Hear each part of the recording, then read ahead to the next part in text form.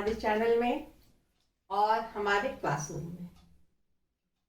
आज मैं आपके सामने एक ऐसा विषय लाई हूं जो पश्चिम एशिया के इतिहास से संबंधित है और उसमें भी हम तुर्की के इतिहास का यह एक अभिन्न अंग है।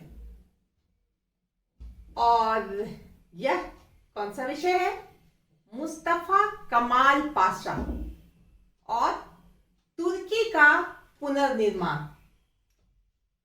यह एक बहुत ही महत्वपूर्ण विषय है और इसके पहले मैं ये कहना चाहूंगी कि जब आप मेरे चैनल को देखें, हमारे वीडियो को देखें, उसे लाइक करना ना भूलें, उसे शेयर भी करें और अच्छा लगे या बुरा लगे तो आप कमेंट भी करें। मैं इसके लिए इंतजार करूंगी। तो चलिए काम की बात करते हूँ। मुस्तफा कमाल पाशा के बारे में आज मैं बात करूंगी और मैंने 2 वीडियो पहले बनाया है, एक बाल्कन युद्ध और युवा तुर्क आंदोलन। इन वीडियो को आप अगर देख लें तो इसे समझने में आपको बहुत आसानी होगी। तो तुर्की का पुनर्निर्माण या तुर्की का मॉडर्नाइजेशन जो हुआ वह कमाल पाशा के द्वारा कैसे हुआ। जैसा कि हमने पढ़ा था, तुर्की एक विशाल साम्राज्य था, विशाल साम्राज्य जिसमें एशिया, यूरोप, अफ्रीका के बहुत सारे देश शामिल थे। लेकिन एक समय ऐसा आया कि उसमें विघटनकारी प्रवृत्तियां आने लगी और तुर्की साम्राज्य जो बहुत बड़ा साम्राज्य था वह टूटने लगा, बिखरने लगा। और हम देखते हैं कि किस तरह से बाल्कन युद्ध हुए, 2 बाल्कन युद्ध हुए, तुर्की को बचाने की बहुत कोशिश की गई, युवा तुर्क आंदोलन हुआ। बहुत सारी प्रक्रियाओं से गुजरने के बाद भी विशाल तुर्की साम्राज्य को नहीं बचाया गया और तुर्की एक देश बच गया जो एकदम से कमजोर देश के रूप में सामने आया। कब? खासकर तब जब प्रथम विश्व युद्ध हुआ, फर्स्ट वर्ल्ड वॉर हुआ। उसके बाद तुर्की की दशा एकदम कमजोर देश के रूप में देखी गई। तुर्की को यूरोप का मरीज भी कहा जाने लगा, एसिक मैन ऑफ यूरोप। समझ जाइए क्या मतलब है कि तुर्की पूरी तरह से सामाजिक दृष्टि से, सांस्कृतिक दृष्टि से, सैनिक दृष्टि से, हर दृष्टि से वह इतना गिर गया, इतना कमजोर हो गया कि वह एक मरीज की तरह दिखने लगा। ऐसी स्थिति में तुर्की को फिर से एक नए कलेवर में लाना, उसे मॉडर्न देश के समकक्ष रखना, उसका विकास करना, यह एक बहुत बड़ी जिम्मेवारी थी। और इस जिम्मेवारी को पूरा किया किसने? मुस्तफा कमाल पाशा ने। मुस्तफा कमाल पाशा को आधुनिक तुर्की का पिता भी कहते हैं, आधुनिक तुर्की का जनक। इन्हें अतातुर्क की उपाधि मिली थी। तो इस तरह हम देखते हैं कि कमाल पाशा ने तुर्की को नव जीवन दिया, उसका नव निर्माण किया। और यह कैसे किया, यह हमें जानना बहुत ही आवश्यक है। चलिए हम इसको जानते हैं। सबसे पहले मुस्तफा कमाल पाशा के प्रारंभिक जीवन के बारे में हम बात करें तो मुस्तफा कमाल पाशा का जन्म सलोनिका में हुआ था 1881 ईस्वी में। इनके पिता का नाम अली रजा एफंदी था और माता का नाम जुबैर था। इन्होंने अपनी प्रारंभिक शिक्षा पाई और इन्होंने 1805 ईस्वी में 1899 ईस्वी में सैनिक महाविद्यालय में इन्होंने अपना एडमिशन करवाया और 1905 में जब उनकी पढ़ाई पूरी हुई तब वह एक के रूप में वहां से निकले। सुल्तान का शासन था उस समय तुर्की में, और सुल्तान के सेना में एक सैनिक अधिकारी के रूप में वह प्रतिष्ठित हुए। उन्होंने अपनी योग्यता दिखाई, उन्होंने अपनी बाहुबल दिखाया, और बाल्कन युद्धों में भी जो सफलता मिली, जो कुछ सफलता मिली, उसमें मुस्तफा कमाल पाशा का बहुत ही महत्वपूर्ण स्थान है। हमने पढ़ा है 2 बार बाल्कन युद्ध जो हुए। तो इन बाल्कन युद्धों में मुस्तफा कमाल पाशा ने अपनी प्रतिभा दिखाई। उसके बाद 1914 शुरू हुआ और फर्स्ट वर्ल्ड वार शुरू हो गया। 1914 से लेकर 1918 तक प्रथम विश्व युद्ध चला, फर्स्ट वर्ल्ड वार चला। और इस समय भी तुर्की में सेना का नेतृत्व कमाल पाशा के द्वारा रहा, जिसमें कमाल पाशा ने मित्र राष्ट्रों को गैलीपोली के युद्ध में शिकस्त दी, उन्हें हराया। उसके बाद रूस की सेना को भी कमाल पाशा की सेना ने हराया, लेबनान में काकेशस में।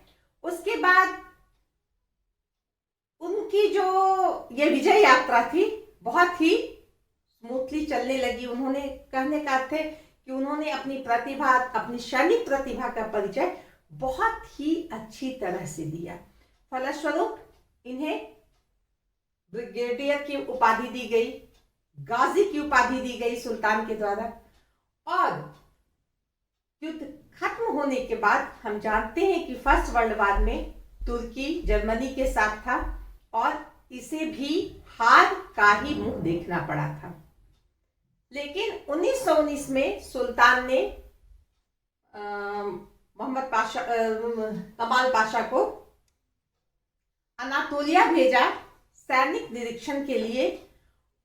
चूंकि कमाल पाशा शुरू से ही राष्ट्रीय सभा या इन राष्ट्रीय संगठन जो होते थे उनके संपर्क में ये रहे थे, और जब ये अनातोलिया गए वहां भी इन्होंने राष्ट्रीय संस्था, राष्ट्रीय एकता संघ, ये सारी जो सभाएं होती थी, इनसे इनका संबंध बड़ा करीबी था, जिसे देखकर सुल्तान नाराज हो गया और इन्हें सेना से हटा दिया। लेकिन ये जो राष्ट्रीय संघ या राष्ट्रीय एकता संघ जैसे राष्ट्रवादी संघ थे, इन्हें अपना अध्यक्ष चुन लिया। और हम देखते हैं कि 20 जनवरी 1921 में ग्रैंड महान राष्ट्रीय सभा की स्थापना हुई, ग्रैंड नेशनल एसोसिएशन की स्थापना हुई, और इसमें कमाल पाशा को अध्यक्ष चुना गया। याद रखिएगा, सुल्तान ने उसे अपने पद से हटा दिया था। अब ये राष्ट्रवादी दल की तरफ आ गए थे और एक सभा, महान राष्ट्रीय सभा जो थी, उसके यह अध्यक्ष चुन लिए गए। और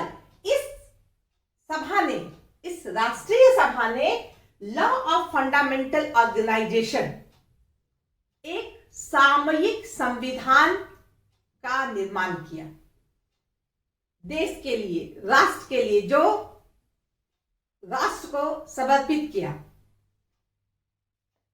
इसके बाद हम क्या देखते हैं कि जब एक राष्ट्रीय सभा के द्वारा एक संविधान बनाया गया और उसे सार्वभौम राष्ट्र को समर्पित किया गया, हम देखते हैं कि सुल्तान की शक्ति यहां पर कम हो गई, क्योंकि राष्ट्रीय सभा जो थी यह बहुमत के द्वारा बनी हुई थी, लोगों का इसे समर्थन प्राप्त था।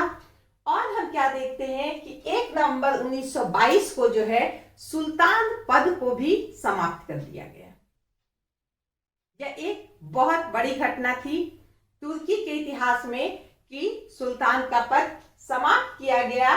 और इसके बाद एक घटना घटी, सकारिया नदी का एक युद्ध हुआ वहां, जिसमें टर्की ने विदेशी फौजों को जैसा कि हमने बताया कि तुर्की हार गया था, यहाँ विदेशी फौजें थी। इन्हें कमाल पाशा के नेतृत्व में इन विदेशियों को हरा दिया गया, उसे एक प्रकार से टर्की से निष्कासित करने का रास्ता दिखा दिया और लोजान की संधि हुई, जिसके अनुसार जो है विदेशी फौज जो तुर्की में रह रही थी उसे निकलना पड़ा। और इसके साथ ही हम क्या देखते हैं कि ये घटना हुई 1 अक्टूबर 1923 में। तो विदेशी फौज जो है वहां से जाने लगी, तुर्की को खाली करने लगी। और हम देखते हैं 27 अक्टूबर 1923 में तुर्की एक गणराज्य घोषित हो गया। कहने का मतलब एक लोकतांत्रिक राज्य घोषित हो गया। और इसके अध्यक्ष या इसके राष्ट्रपति कौन बने? कमाल पाशा। तो मुस्तफा कमाल पाशा अध्यक्ष बन गए, राष्ट्रपति बन गए और इन्हें बहुमत प्राप्त था और इन्होंने जो काम किए वह तुर्की के विकास के लिए बहुत ही महत्वपूर्ण काम थे। क्योंकि अगर कहा जाए तो पूरी तरह से ये निरंकुश शासक के रूप में वहां थे, लेकिन इन्होंने अपनी शक्ति का दुरुपयोग नहीं किया, बल्कि अपनी शक्ति को इन्होंने देश के विकास, पुनर्निर्माण, आधुनिकीकरण के लिए उसे रखा। जैसा कि हम हिटलर की बात करें, उन्होंने अपने देश के लिए काम किया था, वो एक छत्र उन्हीं का शासन था।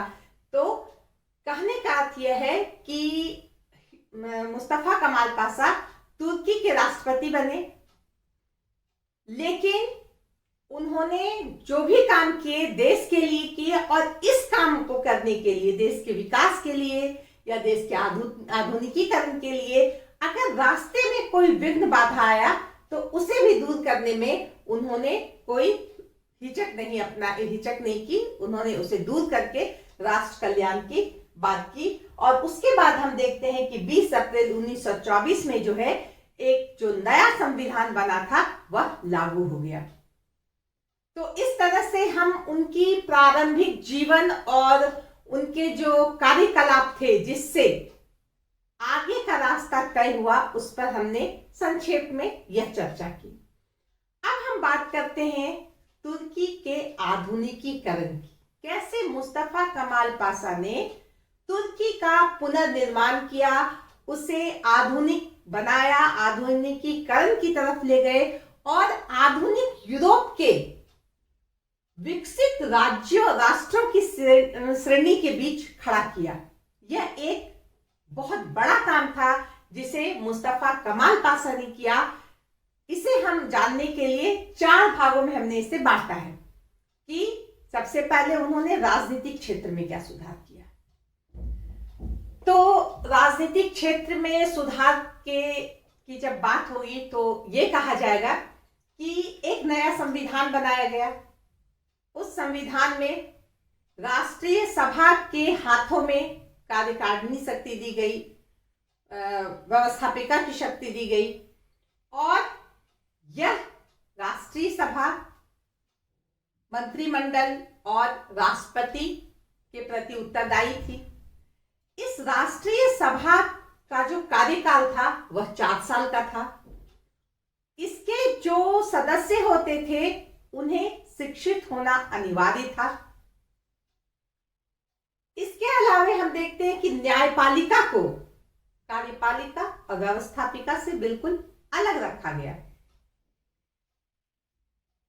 जितने भी संविधान के नियम बनाए गए, धाराएं बनाई गई, उसमें पाश्चात्य कानूनों को, उसके संविधान को बहुत ध्यान उसका रखा गया और उसमें से जो भी अच्छी चीजें लगी उसे यहाँ के संविधान में लाया गया, ताकि तुर्की जो एक परंपरागत रूढ़िवादी देश था उसे वहां से निकाल करके एक नए कलेवर में सामने रखना मुस्तफा कमाल पाशा का उद्देश्य था।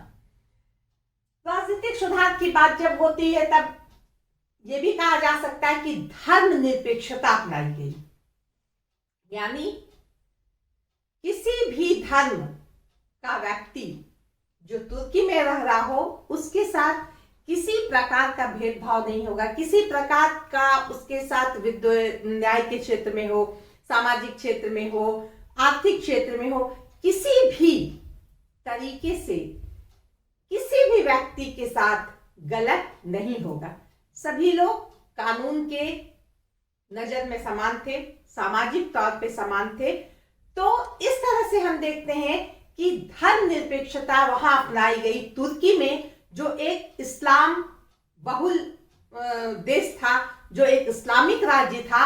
उस राज्य में धर्मनिरपेक्षता को अपनाना एक बहुत बड़ा और बहुत साहसी कदम था। अब हम बात करते हैं सत्ता का विकेंद्रीकरण किया गया। क्योंकि एक देश में अगर एक ही जगह से शासन चलेगा तो शायद बहुत सही तरीके से शासन का संचालन, प्रशासन की को संचालित ना किया जा सके। इसलिए पूरे तुर्की को 62 प्रांत में बांटा गया और फिर इन प्रांतों को 430 भागों में बांटा गया और फिर इसे भी बहुत सारे भागों में बांटा गया ताकि शासन का केंद्रीयकरण ना होकर विकेंद्रीकरण हो और किसी भी कल्याणकारी कार्य से या न्याय के लिए या किसी भी अन्य क्षेत्र के लिए किसी को परेशानी का सामना ना करना पड़े। नीचे लेवल से लेकर ऊपर तक जाने की एक सीढ़ी बनाई गई जो बहुत ही अच्छी थी वहां के लोगों के लिए, जो बहुत ही देश के लिए बहुत ही क्या कहें, बहुत ही सहज था, ऐसा हम कह सकते हैं। और जैसा कि मैंने बताया कि पाश्चात्य कानून को अपनाया गया। तुर्की एक धार्मिक राज्य था। वहां पे मुल्लाओं का, दरवेशों का, वक्त का, ये सब का शासन या उनका नियम कानून चलता था, जिसे समाप्त किया गया। 1924 में ये कह दिया गया कि अब यहां इस्लामिक कानून नहीं चलेगी, ये घोषणा कर दी गई। बहुत सारे जो धार्मिक विवाद होते थे उसे दूर करने के लिए संस्थाएं बनाई गई जो धार्मिक नहीं होती थी, जिसके सदस्य धर्म या मुल्ला या किसी दरवेश या मदरसे वगैरह से नहीं होते थे। तो इस तरह से मुस्तफा कमाल पाशा ने रूढ़िवादिता को, परंपरागत तौर तरीके को जो बहुत मामले में अव्यावहारिक थे उसे छोड़ने की पहल की और उसके लिए उसने कोई मान मनोबल नहीं किया। उसके लिए उन्होंने ठान लिया कि ये काम हमें करना है, अगर रास्ते में कोई बाधा हो तो उसे हमें दूर करना है। तो इस तरह से राजनीतिक सुधार एक बहुत बड़ा सुधार था। न्यायपालिका को, जैसा कि मैंने बताया, अलग रखा गया। कानून के लिए अगर हम देखें तो दीवानी जो मुद्दे थे उसके लिए स्विट्जरलैंड के कानून को माना गया। अगर दंड विधान की बात करें तो इटली के कानून को प्रश्रय दिया गया, उससे मान्यता दी गई। अगर वाणिज्य से संबंधित, जो व्यापार से संबंधित अगर किसी तरह का विवाद हो तो उसके लिए जर्मनी के कानून को महत्व दिया गया। तो इस तरह से हम देखते हैं कि इन यूरोपीय विकसित राज्यों के जो भी अच्छे कानून थे, जो भी अच्छे नियम थे, उसे अपनाने में कमाल पाशा ने किसी तरह की कोताही नहीं बरती। यह एक बहुत बड़ी और बहुत खास बात थी। अब हम बात करते हैं आर्थिक सुधार की। मैंने बताया कि तुर्की एक बहुत विशाल साम्राज्य था। विघटनकारी प्रवृत्ति स्वाभाविकतया उसमें आई और तुर्की विघटन की ओर आगे बढ़ा। बहुत सारे युद्ध, बहुत सारे विद्रोह तुर्की में और जिसके कारण तुर्की बहुत ही कमजोर हो गया। खासकर इतने सारे युद्ध, इतने सारे विद्रोह, इसने आर्थिक रूप से तुर्की की कमर को तोड़ दिया था। ऐसी स्थिति में यहां कोई विदेशी फर्स्ट वर्ल्ड वॉर के बाद किसी तरह की का पूंजी लगाने में कतरा रही थी कि नहीं भैया यहां तो पूंजी नहीं लगाया जा सकता। तो ऐसे समय में मुस्तफा कमाल पाशा ने अपने बल पर अपने देश की आर्थिक स्थिति को मजबूत करने का बीड़ा उठाया और उन्होंने क्या किया, कृषि और उद्योग को प्रोत्साहन दिया, संरक्षण दिया। इसके लिए उन्होंने बहुत सारे नियम बनाए, बजट व्यवस्था बनाई गई, बजट बनाई गई, कर व्यवस्था का निर्धारण किया गया और इन सब काम में किसी एक्सपर्ट की आवश्यकता थी, किसी विशेषज्ञ की आवश्यकता थी। तो फ्रांस से बुलाया गया, फ्रेंच विशेषज्ञों को बुलाया गया कि यहाँ का बजट या कर निर्धारण के मामले में आप इसे बहुत अच्छे तरीके से करें ताकि हमारे देश को आर्थिक रूप से एक सबलता प्रदान हो सके। यह एक बहुत बड़ी बात थी। इसके बाद हम देखते हैं कृषि और उद्योगों के लिए चतुर्थवर्षीय योजनाएं बनी, खनिज उत्पादन के लिए पंचवर्षीय योजनाएं बनी, सड़कों के लिए 10 वर्षीय योजनाएं बनी। इस तरह हर क्षेत्र में आर्थिक सुधार की कोशिश की गई। सड़कों को अच्छा बनाया गया, पुराने सड़कों को की मरम्मत किए गए, रेल लाइनें बिछाई गई, बड़े बड़े कल कारखाने खोले गए। इन सब से तुर्की की आर्थिक स्थिति को मजबूत करने की कोशिश की गई। तो इस तरह हम देखते हैं कि आर्थिक व्यवस्था में सुधार के लिए बहुत बड़ा काम किया गया। अब इसके साथ ही हम क्या देखते हैं कि बैंकों, पहले से भी बैंक थे, लेकिन इन बैंकों को नए रूप से संगठित किया गया। यहाँ पर रुपए की छपाई होती थी, मुद्रा का निर्माण होता था। कुछ बैंक जैसे सुमेर बैंक, इसे जो है उद्योग धंधों को प्रश्रय देने के लिए इसे रखा गया। इजी बैंक, इट बैंक, ये सारे बैंक जो थे कृषि के क्षेत्र में, उद्योग के क्षेत्र में, खनिज के उत्पादन के क्षेत्र में, इन बैंकों ने लोगों को मदद पहुंचाने की कोशिश की गई। हम देखते हैं कि रूस में भी आर्थिक क्षेत्र में उन्नति करने की जब बात हुई थी, तो अगर किसी का पर्सनल अगर उद्योग धंधा है तो उसे राष्ट्र को दे दिया जाता था या राष्ट्र द्वारा छीन लिया जाता था, उसे राष्ट्रीयकरण कर दिया जाता था। लेकिन तुर्की में ऐसा कुछ नहीं हुआ। किसी तरह की जबरदस्ती करके किसी के उद्योग धंधों को जबरदस्ती राष्ट्रीयकृत नहीं किया गया, उसका राष्ट्रीयकरण नहीं किया गया। यह मुस्तफा कमाल पाशा की अपनी सोच थी और जो बुरी नहीं थी, अच्छी थी। तो इस तरह हम देखते हैं आर्थिक सुधार में भी बहुत परिवर्तन हुए। एक और आर्थिक सुधार में बात किया जाएगा, श्रम नियोजन की नीति बनाई गई। इसके हेडक्वार्टर बनाए गए, केंद्रीय ऑफिस बनाया गया इसका, जहां पर इस बात का ध्यान रखा गया कि श्रम नीति जो हो उसका दुरुपयोग ना हो, उसका शोषण ना हो। यह भी एक बहुत बड़ी सोच थी। अब हम बात करते हैं सामाजिक सुधार की। हमने कहा कि तुर्की एक इस्लामिक राज्य था, वहां पे जो भी नियम कानून थे वो रूढ़िवादिता से प्रेरित थे, परंपरागत कानून से प्रेरित थे। वहाँ की शिक्षा जो है वह परंपरागत जो शिक्षा होती है उससे जुड़ी हुई थी। मदरसा और पुराने स्टाइल के जो अरबी फारसी के शिक्षा दिए जाते थे वो थी। अब मुस्तफा कमाल पाशा ने पाश्चात्य शिक्षा को समर्थन दिया। उनकी नजर में यूरोपीय शिक्षा पद्धति एक बहुत अच्छी शिक्षा पद्धति थी, जिसके बल पर किसी भी देश का विकास वह देखते थे।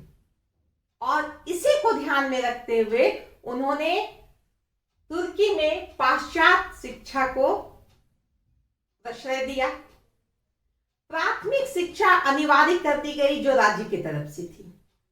माध्यमिक शिक्षा और उच्च शिक्षा पर भी विशेष ध्यान दिया गया।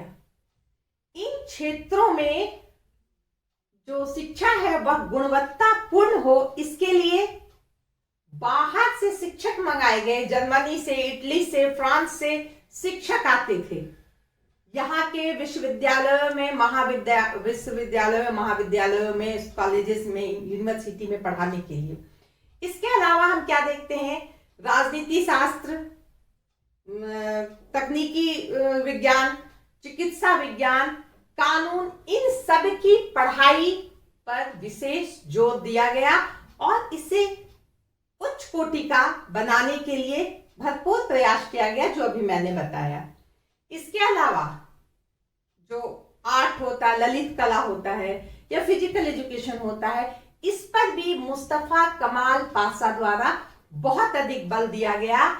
हम कह सकते हैं कि अंकारा में, अनातोलिया में, इन सब जगह बड़े बड़े विश्वविद्यालय, स्कूल, कॉलेज खोले गए जहां शिक्षा को बहुत महत्व दिया गया। यह एक कमाल पाशा की एक बहुत बड़ी खासियत थी कि उन्होंने शिक्षा का महत्व को समझा था, पाश्चात्य संस्कृति को अपनाया था। उन्होंने बुर्के पहनने पर पाबंदी लगा दी गई, पुरुष जो फेस टोपी पहनते थे उस पर पाबंदी लगा दी गई, महिलाओं को अधिकार दिया गया। 1934 में उन्हें तो मतदान का भी अधिकार दे दिया गया। पुरुषों को बहु विवाह, जो बहुत सारी विवाह करते थे पुरुष, इस पर रोक लगाया गया। महिलाओं को भी पुरुष के समान अधिकार दिया गया, उन्हें सरकारी नौकरियों में अब वो काम करने लगी। यहाँ तक कि राष्ट्रीय सभा का जब चुनाव हुआ तो बहुत सारी महिलाओं ने भी चुनाव जीती और वहां आई। तो इस तरह हम देखते हैं कि महिलाओं पर भी विशेष ध्यान दिया गया, महिलाओं को कदम से कदम चलने के बराबर बनाया गया। उन्हें जो अधिकार दिए गए उससे उन्हें लगा कि महिलाओं को अधिकार देके, उन्हें मतदान का अधिकार देके, शिक्षा का अधिकार दे करके उन्हें एक सशक्त समाज बनाने में सहायता मिलेगी। यह एक बहुत ही ब्रॉड माइंड का एक उदाहरण है हमारे सामने। अब हम देखते हैं सांस्कृतिक सुधार। सांस्कृतिक सुधार के क्षेत्र में हम क्या देखते हैं, जैसा कि हमने बताया, शिक्षा पर विशेष बल देना, पाश्चात्य शिक्षा पर विशेष बल देना, जो पुरानी शिक्षा पद्धति है उसे हटा देना। हमने कहा कि यहाँ पे जो पुरानी अरबी लिपि लिखी जाती थी उसे हटा करके तुर्क वर्णमाला शुरू किया गया, रोमन लिपि यहाँ पे शुरू की गई।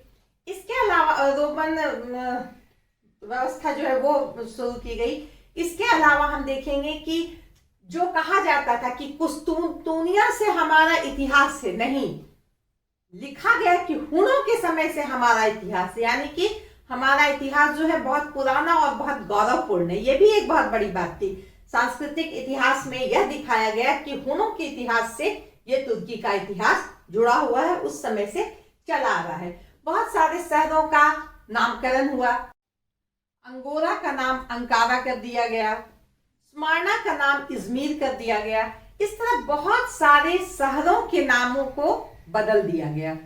यह एक सांस्कृतिक सुधार का एक बहुत बड़ा एक कदम था। इस तरह हम देखते हैं कि हर क्षेत्र को मुस्तफा कमाल पाशा द्वारा सुधार किया गया और उसमें एक पाश्चात्य व्यवस्था, पाश्चात्य शिक्षा, पाश्चात्य रहन सहन को लागू किया गया।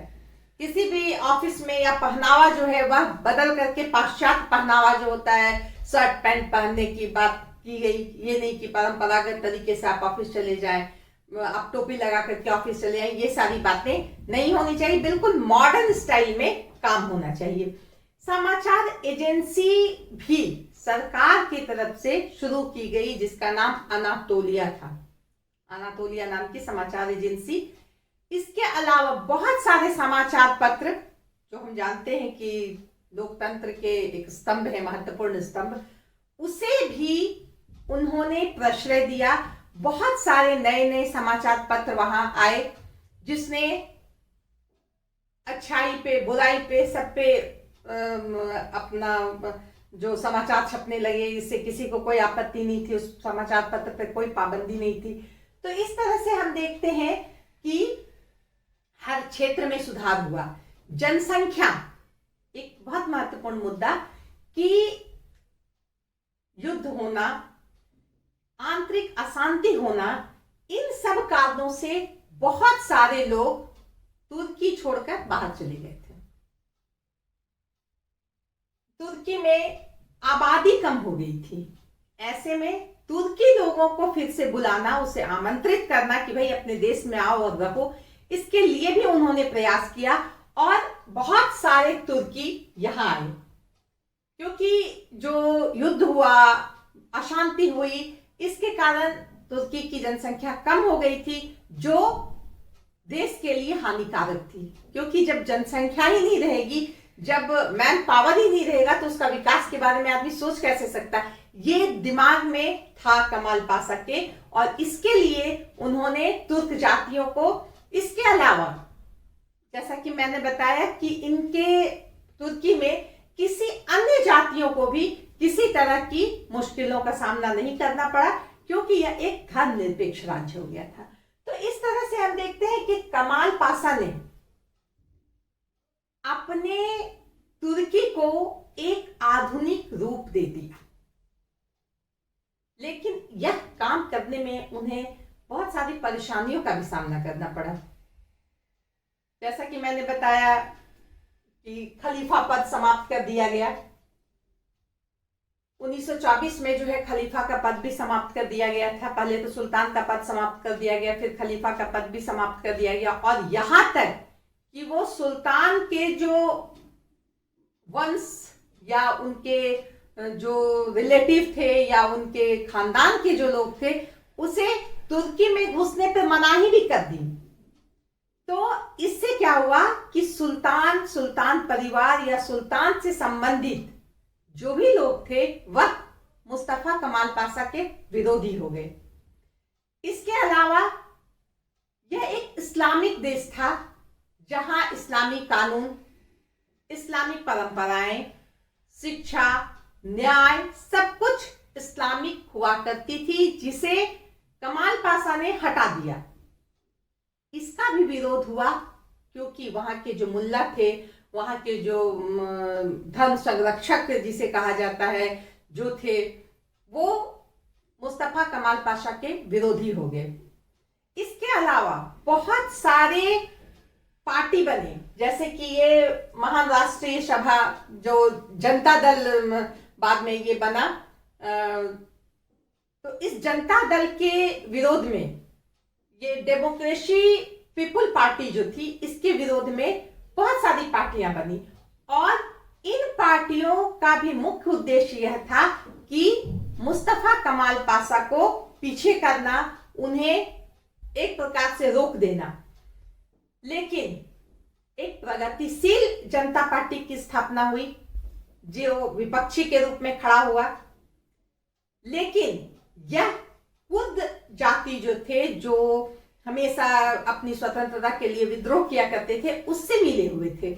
यह देख करके उस पार्टी को खत्म कर दिया गया।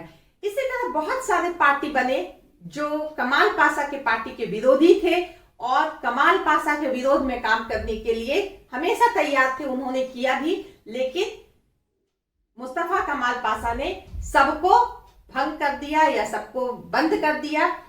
ऐसा भी हुआ कि मुस्तफा कमाल पाशा को मारने के षड्यंत्र भी किए गए, इसका भी पता चल गया। और मुस्तफा कमाल पाशा ने उन सभी लोगों को जो उनके इस षड्यंत्र में लागू थे, सभी को मृत्युदंड दे दिया, सभी को मरवा दिया। तो इस तरह हम कह सकते हैं कि मुस्तफा कमाल पाशा ने जो तुर्की का आधुनिकीकरण किया, वह बहुत इजी नहीं था, बहुत आसान राह नहीं थी, बहुत मुश्किलों भरा राह था, जिसे राष्ट्रपति या डेमोक्रेटिक पीपल पार्टी के जो अध्यक्ष थे कमाल पाशा, उन्होंने, अगर हम कहें कि उनके लिए बहुत आसान नहीं था, तो सचमुच आसान नहीं था। उन्होंने इतने सारे विघ्न बाधाओं को से लड़ते हुए भी तुर्की को एक नए तुर्की के रूप में खड़ा कर दिया। कहा भी गया है कि मुस्तफा कमाल पाशा ने ये जो काम किए, एक ऐसा मरीज जिसके बहुत सारे अंग बेकार हो गए हैं, जिसे उन्होंने काट करके निकाल दिए कि अब इसकी कोई आवश्यकता नहीं है, और उन्होंने बिना किसी एनेस्थेसिया या बिना किसी एंटीसेप्टिक के उस मरीज को का ऐसा इलाज किया कि वह फिर से अपने पैरों पे खड़ा हो गया और आधुनिक जो यूरोपीय देश थे उसके समकक्ष वह खड़ा रहा। तो आज मैं यहाँ पे समाप्त करती हूँ। मुस्तफा कमाल पाशा और तुर्की के आधुनिकीकरण।